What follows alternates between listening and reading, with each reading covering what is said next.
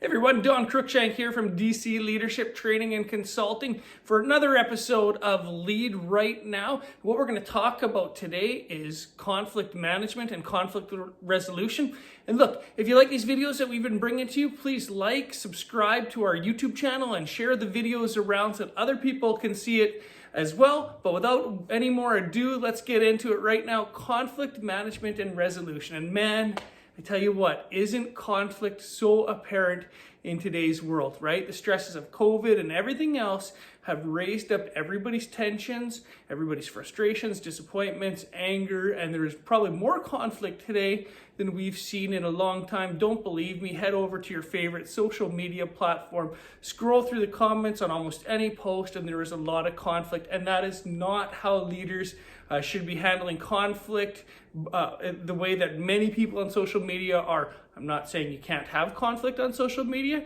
I'm just saying don't use the example of how many people are working through conflict as how a leader should.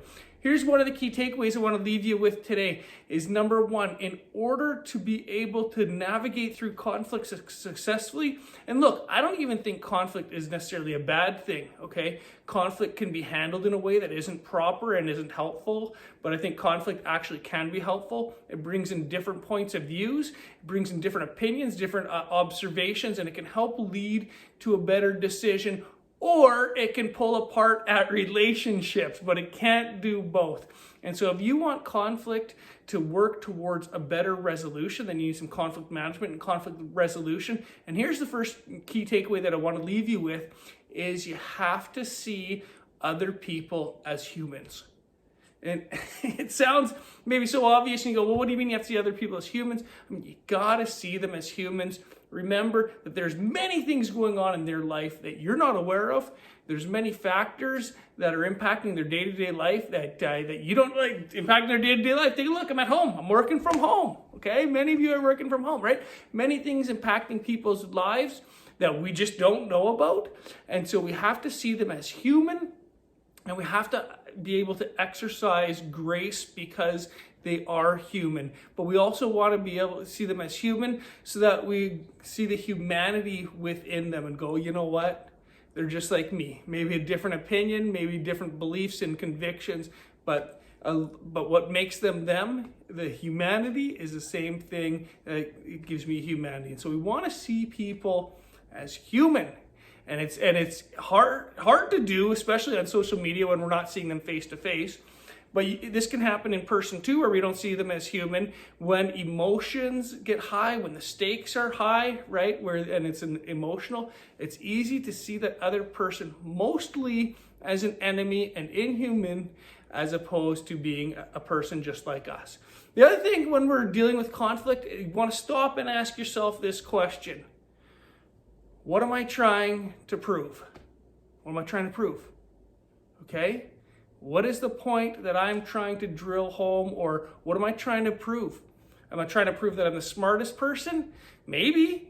Am I trying to prove that I have all the right answers and somebody else doesn't? Possibly. Am I trying to prove that I can contribute to the solution? Maybe that's even better.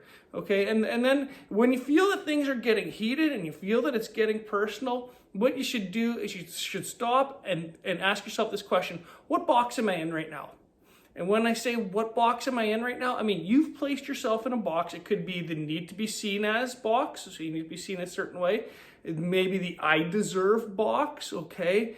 It could be a number of different boxes, but you're in some type of, it might be I need to be justified, that box, I have to be justified, okay? What box have you placed yourself in the conflict that's driving you, that's made you take your eyes off the goal of what you actually want to achieve? And so that could be another takeaway, these questions. What do I actually want to achieve from this conversation, conflict, dialogue, argument? What do I want to achieve? What do I want the other person to achieve? How do I want to be seen? How do I want the other person to be seen? Okay, those would be great questions for you to ask yourself in the middle of conflict to come to a healthy resolution so that at the end of that conflict, you have come to the best resolution and you still have the best relationships possible in that, and that could be your work, your family, it could be your friends, it could be where you play, where you worship. It doesn't matter. Conflict is in all of those places.